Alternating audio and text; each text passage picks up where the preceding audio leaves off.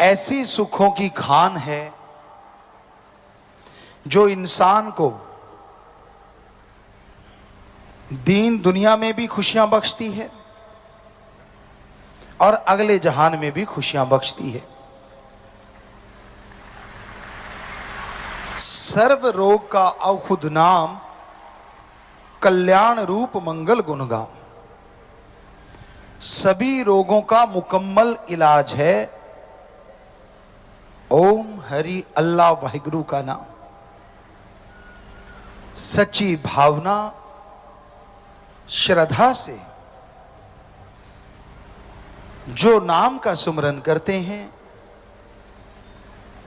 उनके दिलो दिमाग फ्रेश रहते हैं, पवित्र रहते हैं, उनका आत्मबल, उनका विल पावर इतना बढ़ जाता है, इतना बढ़ जाता है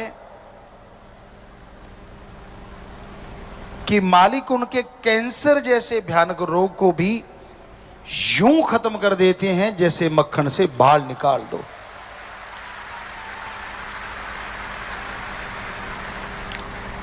यहां लाखों के साथ ऐसा हुआ है और कंटिन्यू हो रहा है। इसमें हमारा नहीं हाथ। हम तो as a teacher, as a lecturer, as a guide करते रहते हैं। जब आपको दृढ़ यकीन आता है गाइड पे, तो जिसका वो गाइड है यानी अल्लाह वाहिगुरु गॉड, वो अपने आप आके उसके काज संवार देते हैं।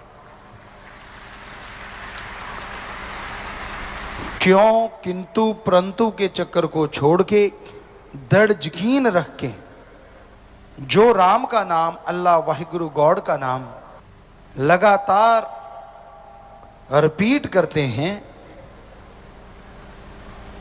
अपने आप को वो ऐसा महसूस करते हैं जैसे चारों तरफ खुशबू ही खुशबू हो, जैसे हवा के समान वो हल्का हो, उड़ रहा हो, जैसे 100% तंदुरुस्त हो, चाहे कोई बीमारियां क्यों ना रही हों, उसके बावजूद वो हमेशा ऐसे तरोताजा रहता है जैसे एक नन्हा सा बच्चा मां के गर्भ से बाहर आके सुकून की नींद सोता है। उसी तरह उस आदमी के चेहरे पे खुशियां आ जाती हैं।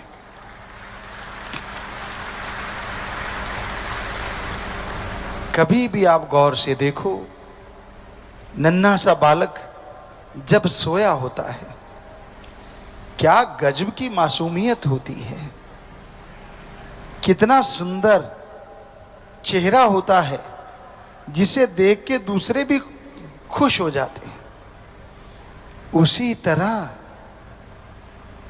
जो सेवा और सुमरन करते हैं, उनके चेहरे मालिक के नूर से दमकने लगते हैं, चमकने लगते हैं।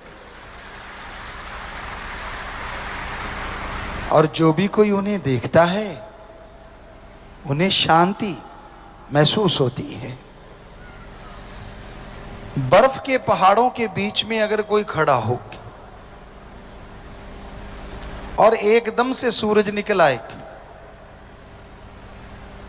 उसे गर्मी तो आएगी, लेकिन बर्फ के पहाड़ों की ठंडक जाती नहीं, वो एहसास ठंडा ठंडा करवाती रहती है। उसी तरह मालिक का नाम है, सेवा है, अगर लगातार आप करते हैं तो आप बर्फ के पहाड़ों के बीच में होते हैं। जिंदगी जीते जीते कई बार गम का सूरज चढ़ता है, परेशानियों का सूरज चढ़ता है, लेकिन बर्फ के पहाड़ों के बीच होने की वजह से आपको हमेशा ठंडक महसूस होती रहती है और कर्म कैसे कट गए पता ही नहीं चलता। और अगर बर्फ के पहाड़ों के बीच में ना हो, बालू रेत में आप खड़े हो और सूरज अपनी पूरी तपिश लेके जून के महीने में, जैसे राजस्थान साइड हो, जैसलमेर साइड हो, निकलता है तो शरीर झुलस जाता है, चमड़ी जल जाती है। तो वो जो कर्म आपके कट गए हंसते हंसते, अगर राम नाम से ना जुड़े होते, पता नहीं कितने खज्जल खुआर होते, पता नहीं कितने बीमार होते, पता नहीं क्या क्या होता।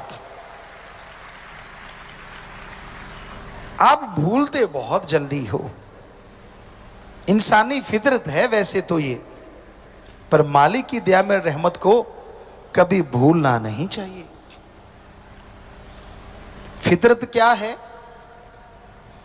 आपके घर के आगे चारों तरफ पीछे सुंदर सुंदर फूल लगा लो, रात की रानी, खुशबूदार पेड़ पौधे लगा लो। जितने देर लगाया, महीना 2 महीने, आपको खुशी रहेगी। असल तो 15 दिन, पहले 2-4 दिन तो आप बड़े गौर से देखोगे, फिर थोड़ा कम, फिर थोड़ा कम।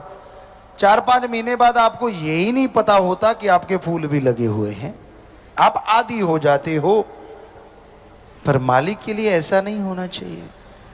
वो रहमतें बरसाता है और आपको लगता हाँ ये तो उसका काम ही है, और जब दुखों का कोई पहाड़ टूटता है तब चिल्ला उठते हो मेरा ये क्यों नहीं किया, और जो किया होता है वो सारा भूल जाते हो।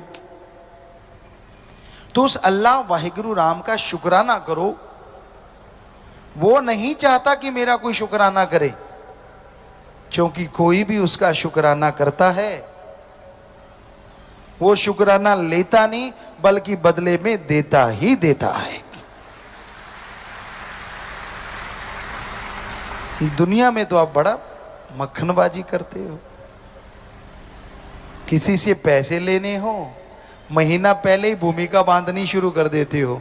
वाह यार कमाल है तेरी, बड़ी जमीन जायदाद है यार, तू तो बहुत अच्छा बंदा है, तू तो मेरा खास दोस्त है, तेरे जैसा तो कोई मेरा है ही नहीं। समझ लो कुछ ना कुछ होने वाला है।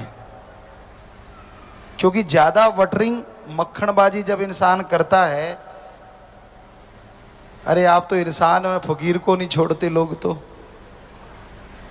हमारे सामने आम फिरते रहते, घूमते रहते, और जब कुछ लेना हो तो फिर क्या उनके अंदाज होते हैं, आप तो मालिक हो, आप तो जानी जान हो हैं। हम कहते हैं यार इसके अंदर ये क्या हो गया। फिर जब मालिक सतगुरु की निगाह से देखते हैं, अच्छा इतनी डिमांड आने वाली है, आगे पीछे होता हाँ हाँ यार गुरु है, सतगुरु है, ठीक है। पर जब कोई ज्यादा ही हो ना, घाटा पड़ने के चांसेस या कहीं फेल होने के चांसेस, बच्चों जो पेपर दे चुके या दे रहे हैं, तब देखना हो फिर क्या क्या गुण गाते हैं, फिर क्या कमाल की उनकी तरीके होते हैं। नहीं नहीं यार सतगुरु तो हाँ मालिक यार कमाल है यार, परमात्मा है यार। और जैसी काम निकल गया फिर वही गिल्ली डंडा, तड़ा तड़ा तड़ा तड़ा तड़ा, कोई मतलब नहीं। ये बड़े से लेके छोटे तक सबका हाल है। जब जरूरत पड़ती है तो भगवान जी शहद जैसे लगते हैं, और जब जरूरत नहीं तो उस फाइल जैसे लगते हैं जो अलमारी में लॉक लगा के छोड़ रखी है, जब जरूरत पड़ेगी तो दिखा देंगे रजिस्ट्री है यार मेरे पास। होता है ना, उसको कौन देखता है। एक बार रजिस्ट्री हो गई, जमीन जायदाद आप बहाते हैं, बीजते बोते, एक बार संभाल के रख दी, कभी कभार निगाह पड़ती है। तो आपने अल्लाह वाहिगुरु के नाम की जो रजिस्ट्री करवा रखी है, ये थोड़ी अलग है। इसको जितनी बार पढ़ोगे, जितनी बार देखोगे, उतनी ही जमीन जायदाद बढ़ेगी, अंदर बाहर की खुशियां बढ़ेंगी।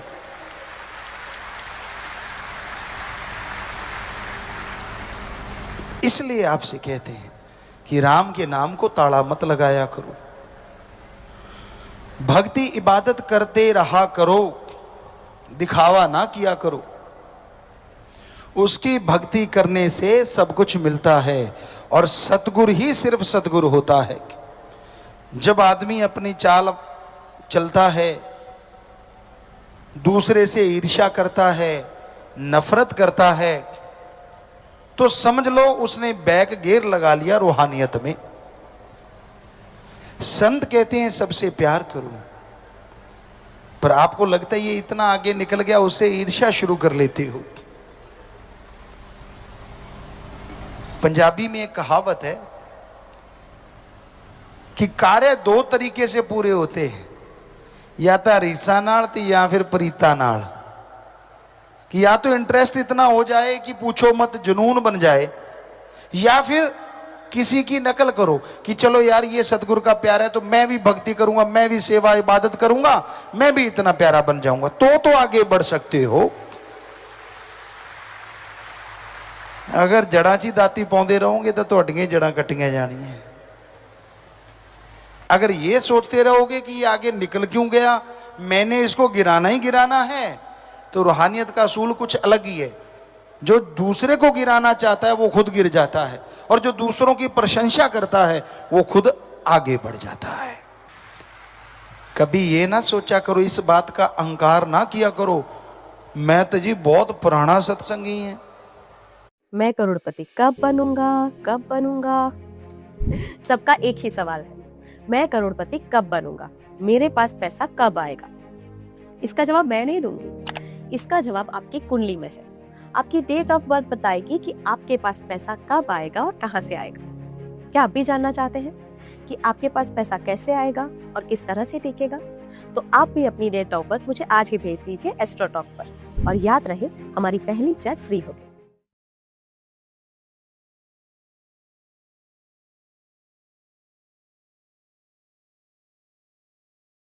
गलती हो गई मुझसे जो मैंने क्योर स्किन ऐप को प्रमोट कर दिया।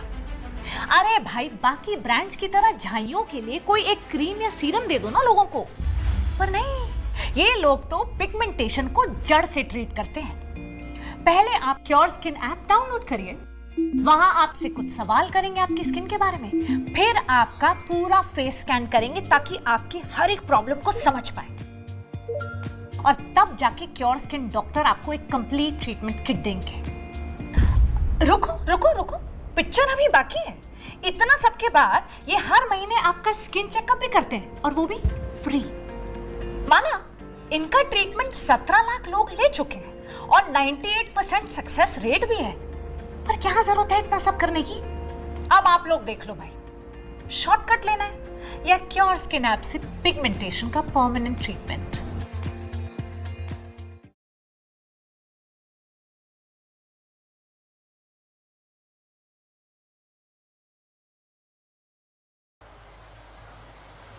पुराने मॉडल की तो गाड़ियां भी होती हैं,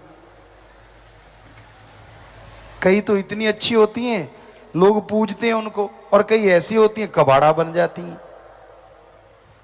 तो ये यहां रूहानियत में मॉडल का कुछ लेना देना नहीं, कौन से मॉडल की गाड़ी, मतलब कब नाम लिया। यहां तो आज जिसने नाम लिया, अगर उसने 100% अमल कर लिया, वो महीने में उनको छोड़ जाएगा जिनको सालों हो गया नाम लिए हुए।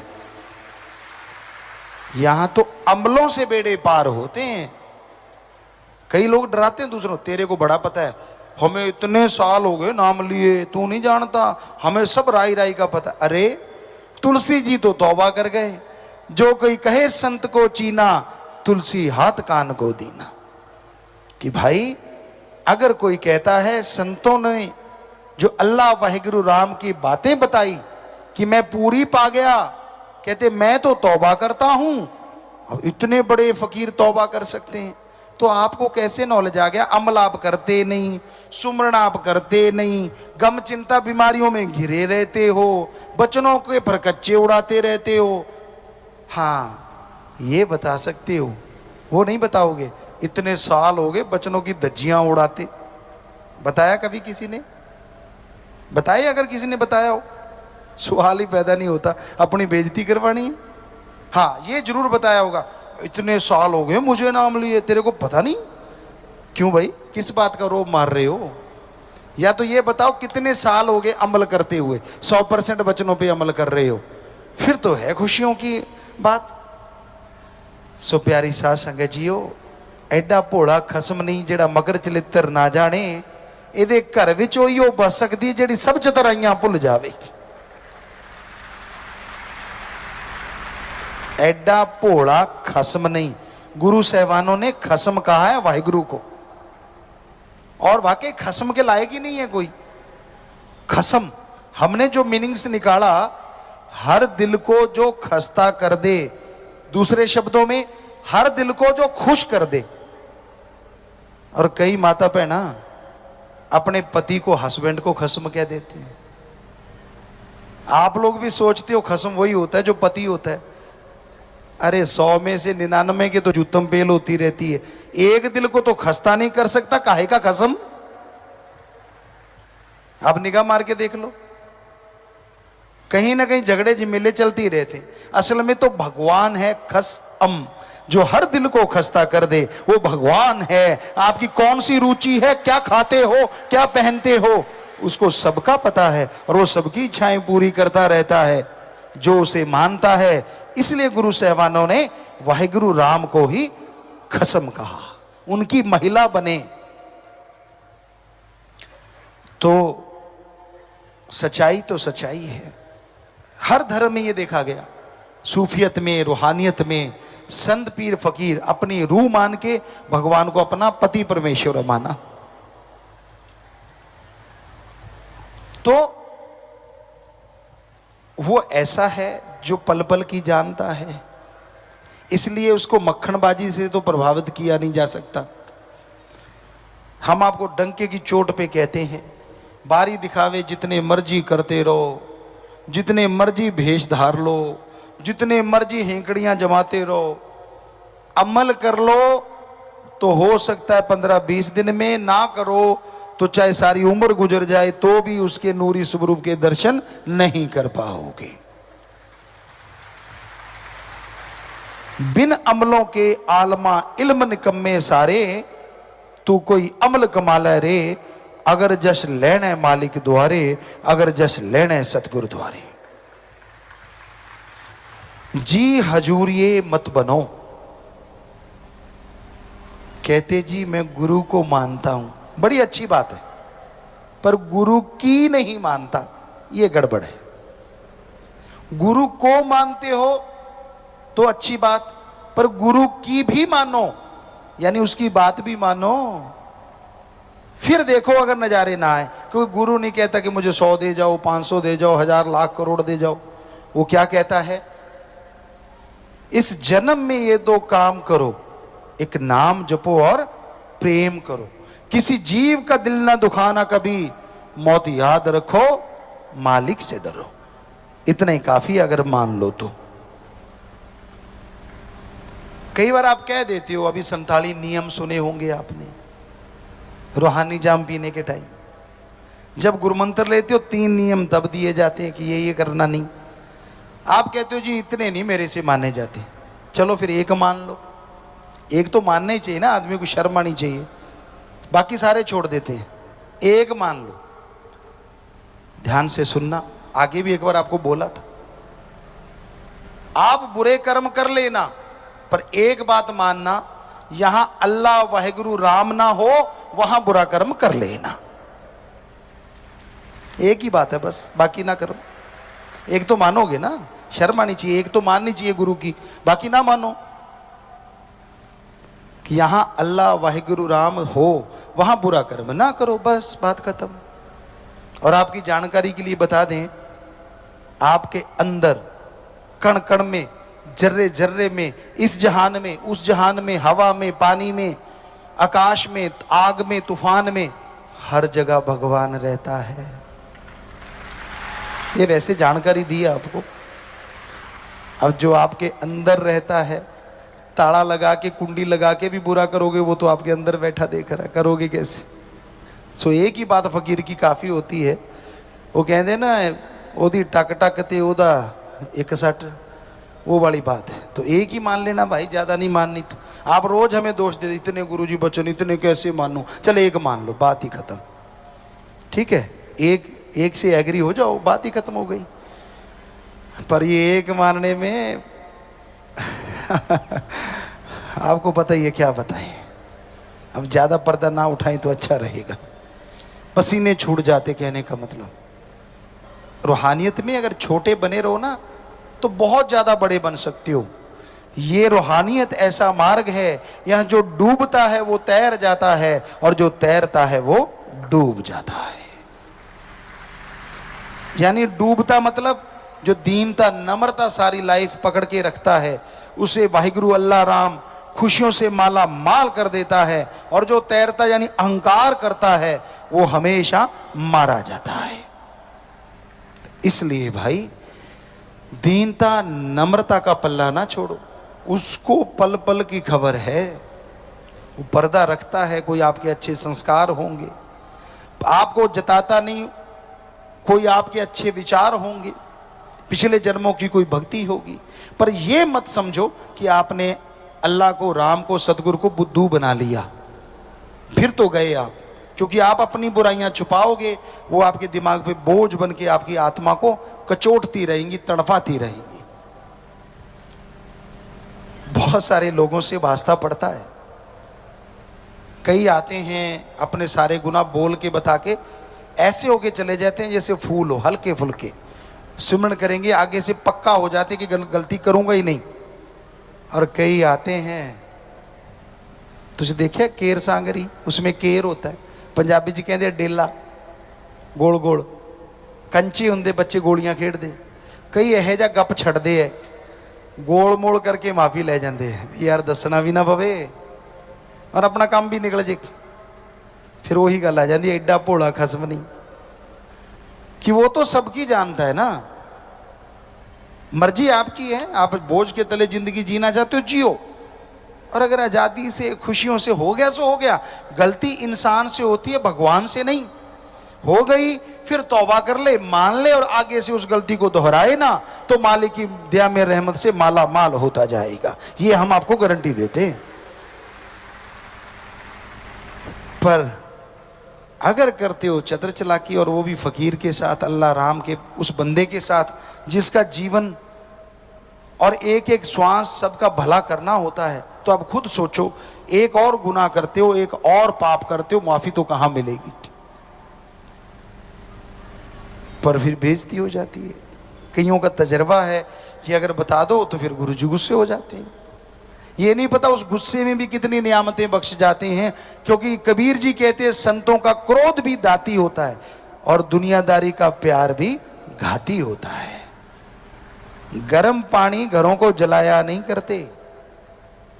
खुद उगा नहीं पाएंगे तो खाना तो वही पड़ेगा। अगर आपको कोई ऐसा ऑप्शन मिले कि आप अपने जो फ्रूट्स मंगवा रहे हो उनको टेस्ट कर सको कि उसके अंदर कार्बाइड है या नहीं, तो आपको कैसा लगेगा? इससे तो बेहतर कोई चीज हो ही नहीं सकती है। ये जो टेस्टिंग किट है ना, ये आप कंट्री डिलाइट से ऑर्डर करोगे, चाहे बनाना, चाहे पपाया, चाहे, जब तो ये टेस्टिंग किट आपको साथ में मिलेगी ताकि कॉम्प्लीमेंट्री। अरे वाह, बढ़िया है, अगर हमें मिलता है तो अच्छा ही है। ये कॉटन लेने हैं, इसमें से थोड़ा सा पानी डालना है और जो भी आपका फ्रूट आपको टेस्ट करना है उसको अच्छे से वाइप करना है। अब इसको लेके आप ये यहाँ पे डालो।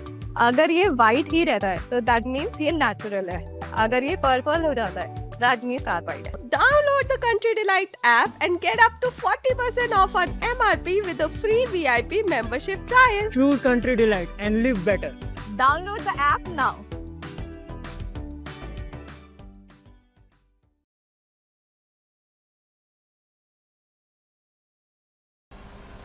बल्कि अगर कहीं पे कोई सोरा वगैरह निकला हो ईंटों का, या कुछ ऐसा जख्म हो, गर्म गुनगुने पानी से धो लो तो जो जख्म ठीक हो जाया करते हैं। बस नीम के पत्ते यानी थोड़ा कड़वापन हो उसमें। तो कबीर जी ने लिखा संतों का क्रोध दाती। अगर बाई चांस उन्होंने गुस्से में आपको कुछ कभी कह दिया, पहले तो कहते नहीं, पर चलो कुछ कह भी दिया, तो पता नहीं कितनी दातें बख्श दी आपको, पता नहीं कितने जन्मों जन्मों के जख्म साफ कर दिए जो आप नहीं जानते। दुनिया का प्यार भी घाती होता है, बुरा ना मानना। सत्संगियों को छोड़ के, सत्संगी से मतलब जो अल्लाह वाहिगुरु राम का नाम लेते हैं, चाहे वो किसी भी धर्म के, उनको छोड़ के लोग आपसे प्यार करते हैं। अगर ऊंची पदवी है, ऊंचा ओहदा, राज पहुंच, अच्छे ऑफिसर हो, अच्छा पैसा है, बुरा ना मानना, कहना पड़ता है, सुंदर कोई बहन बेटी है, तो आपके दोस्त वो बन जाएंगे जिनको कभी आपने देखा ही नहीं। पर बच के रहो, दुनियादारी का प्यार भी घाती होता है, घातक होता है। पता नहीं वो क्यों कर रहे हैं इतना ज्यादा, कुछ लेना होगा, कुछ आपसे कारण होगा, कोई मतलब होगा, इसलिए शायद बेगरज प्यार करने वाले हैं। जो अल्लाह वाहिगुरु से सच्ची प्रीत करने वाले हैं। वो आज भी हैं, बीज नाश नहीं हुआ उनका। इंसानियत के सच्चे प्रहरी जो इंसानियत के लिए, मानवता के लिए जीते हैं, वो आज भी बेगरज प्यार करते हैं। अब कोई पागल घूम रहा है रोड पे और सत्संगी जाते हैं, उसका इलाज करवा देते। बताओ उनको क्या गर्ज है उससे, बताइए। बीमारों का इलाज करवा रहे हैं, प्यासों को पानी पिला रहे हैं। अपने आप में बहुत बड़ी बात है कि सत्संगी फॉलो करते हैं तो वो बेगर्ज मोहब्बत करते हैं। पर परमपिता जी का वचन कहते, रहना मस्त ते होना होशियार चाहिए। मस्ती रखो राम नाम वाली, अल्लाह वाहिगुरु वाली, पर होशियारी रखो कहीं परमात्मा का नाम लेके कोई आपकी जेब ना काट जाए। कई इतने भोले सत्संगी होते हैं, कोई वाहिगुरु का नाम ले ले या हमारा फकीर का नाम लेके उपमा करने लग जाए तो उसके सामने सारा खजाना ही खोल के बैठ जाते हैं। आजा भाई आजा यार, तो कमाल करती। ऐसा मत किया करो। बहुत ठग फिरते हैं, बहुत शातिर लोग घूम रहे हैं। उनको पता है कि इनको बुद्धू बनाने के लिए चंद अल्फाज काफी हैं। ये अलग बात है, सजा से वो भी नहीं बचेंगे जो आपको लूट के ले गए। पर ना तो उनको सजा मिले ना आपको कुछ हो, इसलिए थोड़े होशियार रहो। मस्ती रखो परमात्मा वाली, राम नाम वाली। तो भाई वहीं पे बात यहां से शुरू की, नाम का जाप किया करो, भक्ति इबादत किया करो, ताकि जन्मों जन्मों की मैल उतर जाए, गम चिंता टेंशन दूर हो जाए और मालिक की खुशियों से आप अंदर बाहर से माला माल हो जाए। सत्संग में इंसान जब चल के आता है, काफी रुकावटें भी आती हैं, कई बार कुछ परेशानियां भी आ जाती हैं।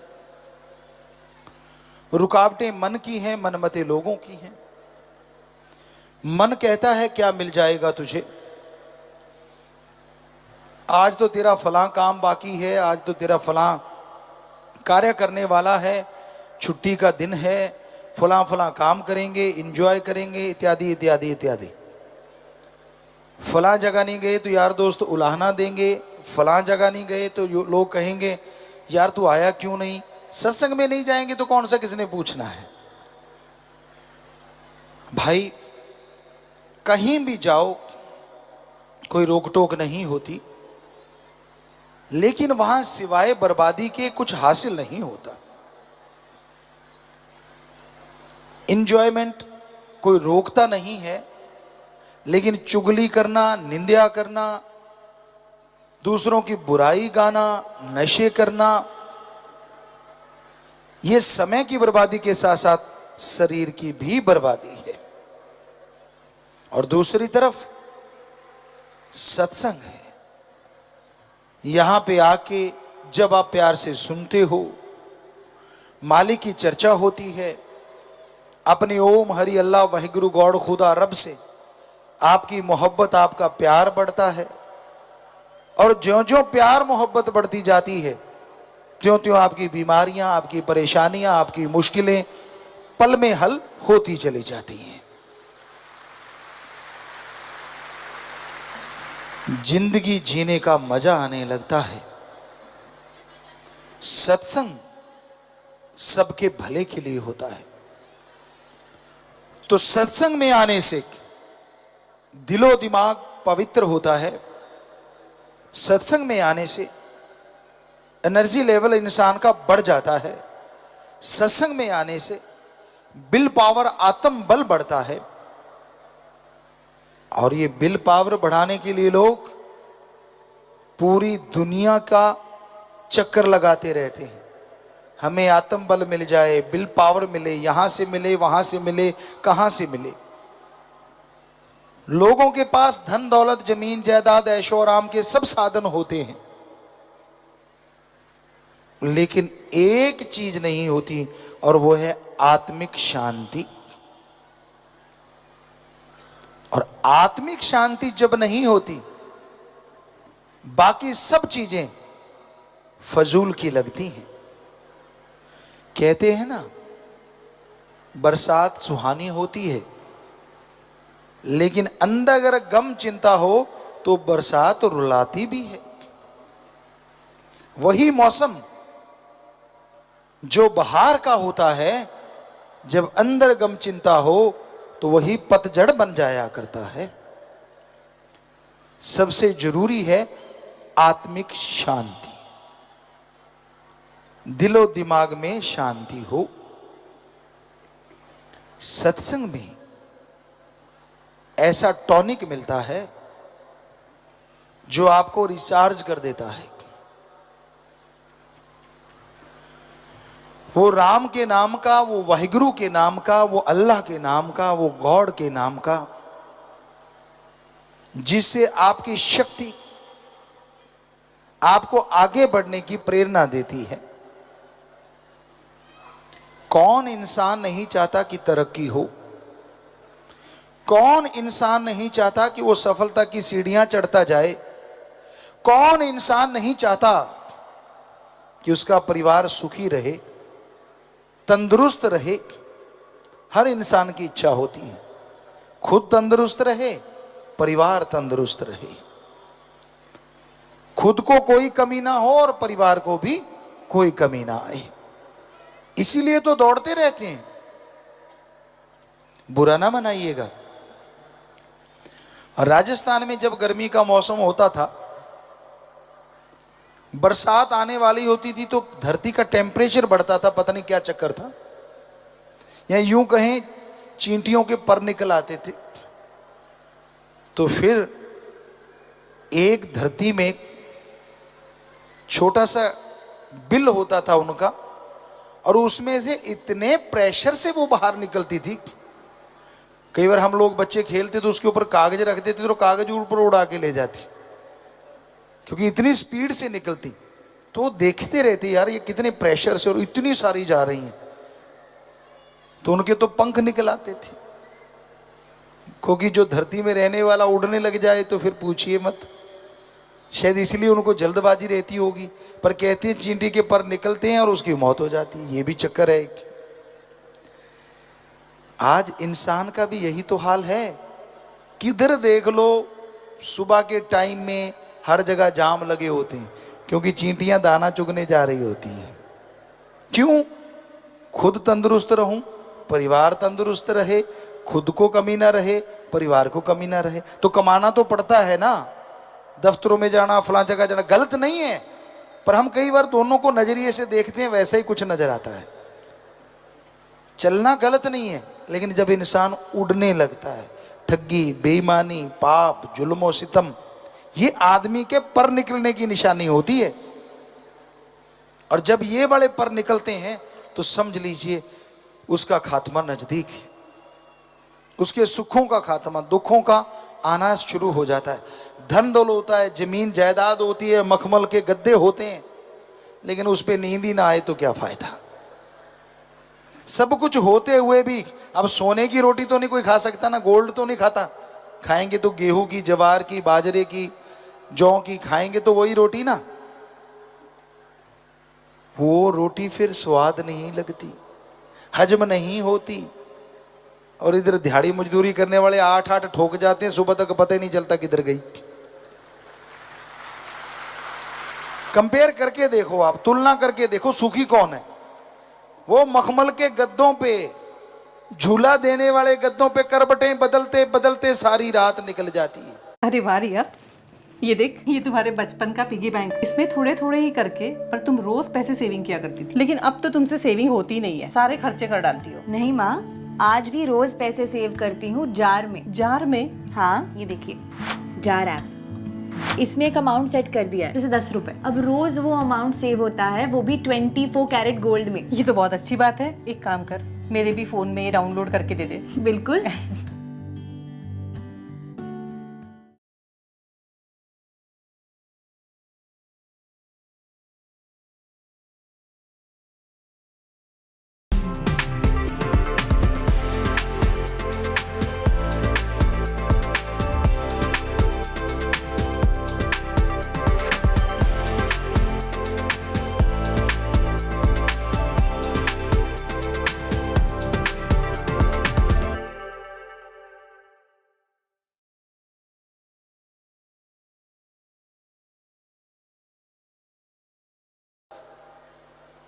अजी छोड़िए, करबटें बदलते बदलते उनके मसल पुल हो जाते हैं। किसी की बाजू में दर्द, किसी के कहीं दर्द, किसी की गर्दन अकड़ गई। क्योंकि मसल को जितना रिलैक्स रखोगे वो उतना ही नरम हो जाता है, जितना पावरफुल बनाओगे उतना पावरफुल हो जाता है। और दूसरी तरफ, क्योंकि हमने तो दोनों जिंदगी देखी है बिल्कुल नजदीक से, और ये वाली जिंदगी ज्यादा जी है हमने, कि कहीं भी हैं वहीं लेट गए खेतों में। साथ ही हम लेटते थे, कोई बराबर काम करते थे तो लेट जाते थे खा के। मखमल छोड़िए, ये यूं लगता था जैसे आसमान में किसी ने झूला बांध दिया हो। सुबह उठ के अच्छा इतना टाइम हो भी गया, कहते हैं ना घोड़े बेच के सो गए। अब आप बताइए नींद किसकी अच्छी और जिंदगी किसकी अच्छी? गाड़ियां हैं, जहाज हैं, सोना चारों तरफ पड़ा है, सब कुछ है, लेकिन नींद नहीं आ रही, खाना अच्छा नहीं लग रहा। गैस बन गई, कभी गैस ऊपर जा रही है कभी नीचे जा रही है, टर टर टर टर चलता रहता है। और उधर गैस बन जाएगी, बढ़ने की जगह हो तो ना। कमाई इतनी की होती है, मेहनत इतनी की होती है, जगह जगह बचती ही नहीं किसी चीज के लिए। खाया झट से हजम, खाया झट से हजम। तो हार्ड वर्क करने में जो मजा आता है और बॉडी जितनी तंदुरुस्त रहती है, आराम परस्ती में उतना ही दुखदाई हो जाता है सब कुछ। कभी भी आराम परस्ती को हम गलत नहीं कहते, आराम करो, लेकिन इतना ना करो कहीं आराम हराम ना बन जाए। कमाई करो, लेकिन इतनी ठगी बेईमानी मत करो कहीं बीमार हो जाओ, परेशानियां इकट्ठी हो जाएं। क्योंकि कबीर जी ने कहा, माया होई नागनी जगतर ही डहकाए, जो इसकी सेवा करे उसको ही ये खाए। कब का लिखा कबीर जी का वचन है कि ये नागनी है, ये डसलेगी, समझ नहीं आया था, अब आ रहा है ना सबको जटाक से। तो कमाई करो, जीने के लिए कमाना गलत नहीं, कमाने के लिए जीना गलत है। अपने परिवार को, बाल बच्चों को, आपका सन है, डॉटर है, वाइफ है, मदर फादर, उनके लिए आपका फर्ज है, आपका कर्तव्य है, उनके लिए बनाओ। पर उनको खिलाते खिलाते कहीं ऐसा ना हो दूसरों के मुंह का निवाड़ा छीन के अपने बच्चों को खिलाओ, वो जहर बन जाएगा, जहर। इसलिए कभी ठगी, बेईमानी, भ्रष्टाचार से मत कमाओ, मेहनत की करके खाओ। आपको सच बताते हैं, कई बार आप लोग पूछा करते हैं, परम पिताजी का रहमो करम था, घर बहुत बड़ा था, बड़ा घराना था, लेकिन सारा दिन हम भी फावड़ा चलाते बराबर। पानी की बारी होती, दिन रात की होती, पूरी रात आधा दिन, क्योंकि बड़ा खेत था, तो साथ लगे रहते। कभी नींद नहीं करते, लोगों के साथ मिलके 5-6 लोग होते, साथी होते। हम उन्हें नौकर नहीं कहते थे, उनसे रिश्ता होता था, वो हमें मामा कहते, तो हम उनका नाम लेके बुला लेते, ऐसा बस ज्यादातर। तो खेती करते, उसमें एक आनंद आता, एक लज्जत आती। कमाई करी, अगले दिन चाहे 100 रुपये मिलता, वो 100 रुपया ऐसे मिलता जैसे आज के बच्चों को, अमीरों को हीरे जवाहरात मिलते हैं। और 100 रुपया खर्चते टाइम भी 1000 बार सोचते, यार ये खर्चना है। एक बच्चों के हाथ में हमारी डायरी लगी, बेटियां पढ़ रही थी, उस डायरी में हमारा ये लिखा हुआ था, 1 रुपये का ये लिया, टूथब्रश लिया, फलां चीज ली, फलां चीज ली। वो बड़े हैरान थे कि पापा जी आपने 50 पैसे भी लिख रखे हैं। हमने कहा बेटा हमने 10 पैसे कमाए थे तो 50 पैसे भी लिखेंगे ना, कि उन पे अगर इतनी मेहनत की थी तो 50 पैसे भी जाते थे तो क्यों जाते थे, क्यों जा रहे हैं, किधर जा रहे हैं, वो हिसाब होना चाहिए। और आप साथ संगत को कितनी बार बोला, आप कहते हो जी हमें पता नहीं चलता पैसा किधर चला गया। पैसे के पंख तो लगे नहीं होते जो उड़ गया, आपने उड़ाया तो उड़ा। तो घर में एक डायरी लगाओ, परम पिताजी के समय से ये वचन है, आज फिर दोहरा रहे हैं आपको। एक डायरी लगाओ, उस पे अपने खर्चे लिखा करो, आमदन लिखा करो, आपको पता चल जाएगा कि आपके पैसे उड़े नहीं, आपने ही उड़ाए हैं या आपकी फैमिली में ही लगे हैं। और आप उससे सावधान हो जाओगे, उससे आमदनी को बढ़ा पाओगे। तो ये बहुत जरूरी है। और दूसरी बात, दिमागी मेहनत और शारीरिक मेहनत और अच्छे कर्म करके खाओ, ये बहुत ही जरूरी है। तो मेहनत और हिम्मत से कर्म करके खाओ, वो कमाई सुखदायी होती है।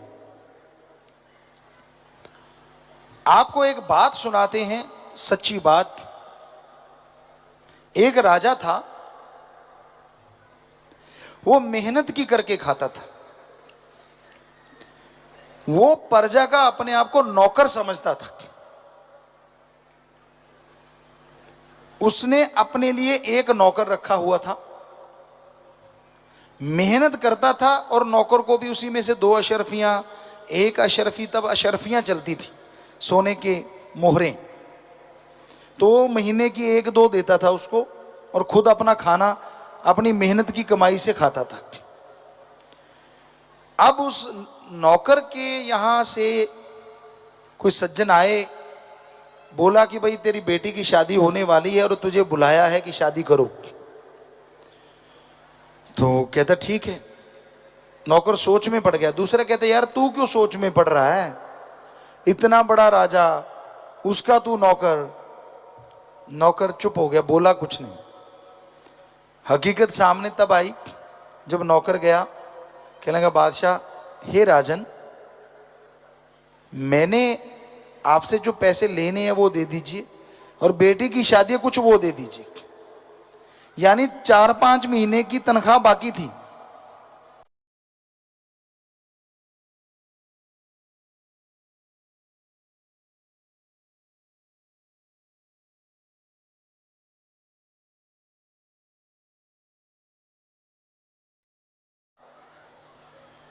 तो राजा कहने लगा देख यार, मैं राजपाट में इतना बिजी हो गया कि अपनी खुद की कमाई नहीं कर पाया, बस खाने जितनी कमा पाया, तेरी तनख्वाह नहीं दे पाया।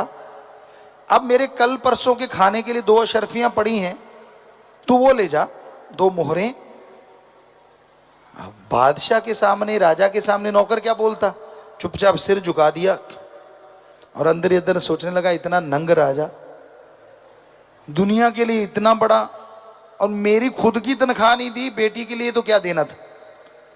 तो राजा कहने लगा भाई ऐसा है, ये 2 अशरफियां मेरे खून पसीने की कमाई है, हक हलाल की, ये बढ़ेंगी फूलेंगी, तू ले जा, भगवान ने चाहा तो शादी अच्छी होगी। वो लेके चला, घोड़े पे चल पड़ा, सोचता जा रहा है यार 2 अशरफियां हैं, ये रास्ते में खर्च हो जाएंगी, घर जाके क्या मुंह दिखाऊंगा, कैसे बेटी की शादी होगी। बेचारा टेंशन में, परेशानी में जा रहा था। तो शाम का समय तो किसी ने आवाज दी, अनार ले लो, अनार ले लो, अनार। उसने कहा छोड़ो, बेटी की शादी जैसे तैसे करेंगे। उस देश में अनार नहीं है, चलो 2 मोहरों के अनार ही ले लेते हैं। उसने 2 मोहरों की काफी गठड़ी आ गई, अनारों की घोड़े पे रखी और चल पड़ा।